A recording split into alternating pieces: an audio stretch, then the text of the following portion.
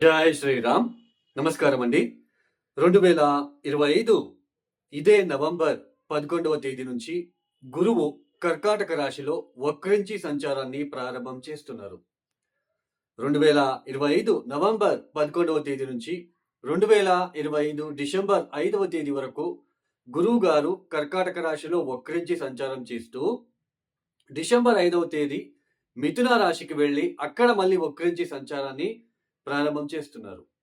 అంటే కర్కాటక రాశిలో వక్రించడం నవంబర్ 11వ తేదీ బిగిన్ అయితే 2026 మార్చ్ 11వ తేదీ మిథున రాశిలో వక్రత్యాగం చేస్తున్నారు. ఈ ఏదైతే వక్రి గురుగ్రహ సంచారం ఏదైతే ఉందో ఈ వక్రి గురుగ్రహ సంచారం వలన ద్వాదశ రాశి వాళ్ళకి ఎలాంటి ఫలితాలు రాబోతున్నాయి అని ఒక్కొక్క రాశి గురించి మనం తెలుసుకుంటూ వెళ్దాం.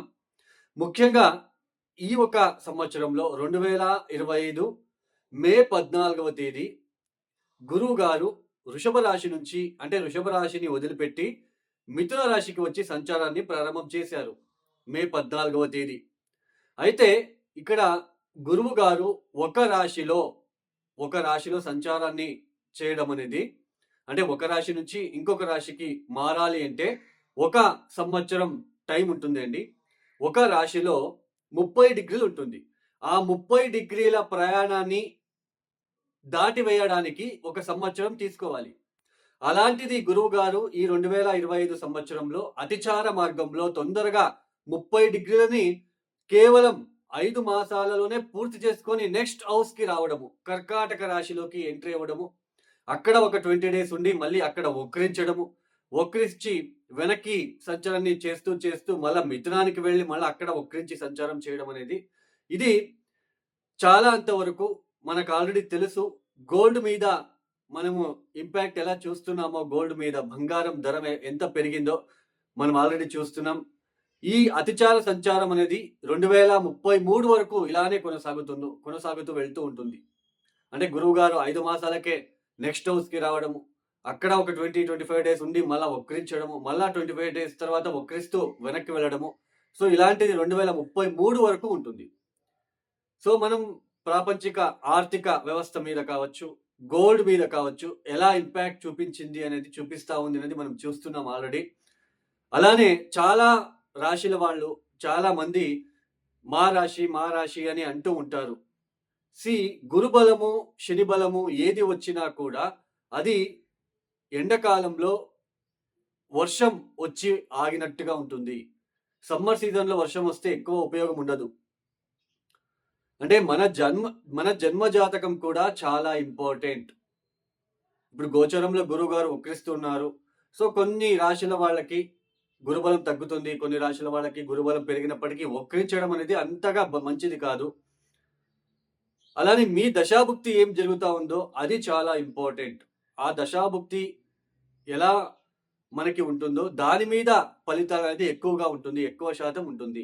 రాశి ఫలితాలు అనేది గోచారంలో జరుగుతున్న ఒక ప్లానెటరీ ట్రాన్సిషన్ వలన మాత్రమే మనం చెప్పుకుంటున్నాం.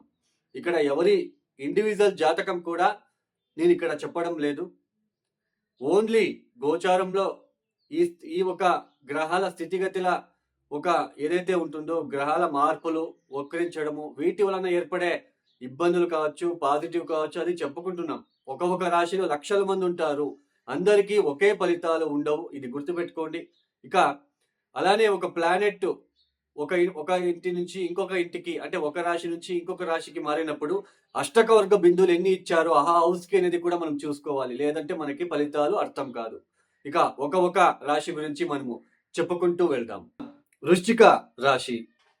ఈ వృశ్చిక రాశి వాళ్ళకి ఆల్రెడీ పంచమ శని, చతుర్థ స్థానంలో రాహు, దీంతో పాటు మొన్న మే 14వ తేదీ అంటే 2025 మే 14వ తేదీ గురువు అష్టమ స్థానంలో సంచారము. ఇది ఆరోగ్యరీత్యా ఈ పెట్టుబడి విషయంలో రాంగ్ ఇన్వెస్ట్మెంట్ చేసి నష్టపోయి ఆరోగ్యరీత్యా ఏదో తెలియని భయము, అలానే ఈ ట్రేడింగు లేకపోతే స్టాక్ మార్కెట్ కావచ్చు, కొంతమంది ఆన్లైన్లో బెట్టింగ్లు కావచ్చు, కొంతమందికి తెలియకుండానే ఆన్లైన్లో ఏదో ప్రెస్ చేసి డబ్బులు పోయి ఉండే ఆస్కారాలు. ఎందుకంటే పంచమ శని, పంచమ స్థానము, మన బుద్ధి కౌశల్యము, మన బుద్ధి సరిగా పని చేస్తుందా లేదా, మనకి అన్నీ తెలిసి తప్పులు చేస్తూ ఉంటాం కొన్నిసార్లు బికాస్ ఆఫ్ పంచమ స్థానము.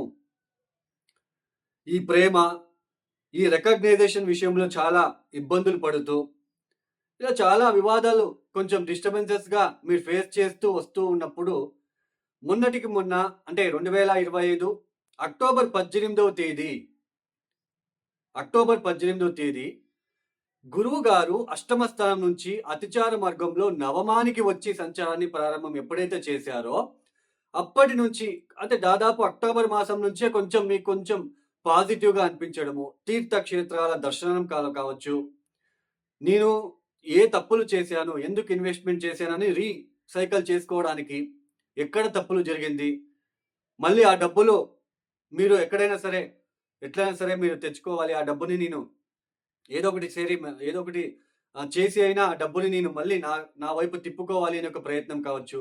ఆర్థిక విషయాల్లో పాజిటివ్‌గా ఉండడము, ఒక స్మూత్ వేలో మీకు రన్ అవ్వడము, ఆ ధైర్యము, స్థైర్యము ఇవన్నీ మీరు మళ్ళీ కొంచెం వస్తూ ఉండంగానే కొంచెం పాజిటివ్ లైఫ్ రాబోతుంది అని మీరు అనుకున్నప్పటికే ఇక్కడ మళ్ళీ నవంబర్ 11వ తేదీ నవమ స్థానంలో వక్రించడము, మళ్ళీ అష్టమ స్థానంలో వక్రిస్తూ ఉన్నారు.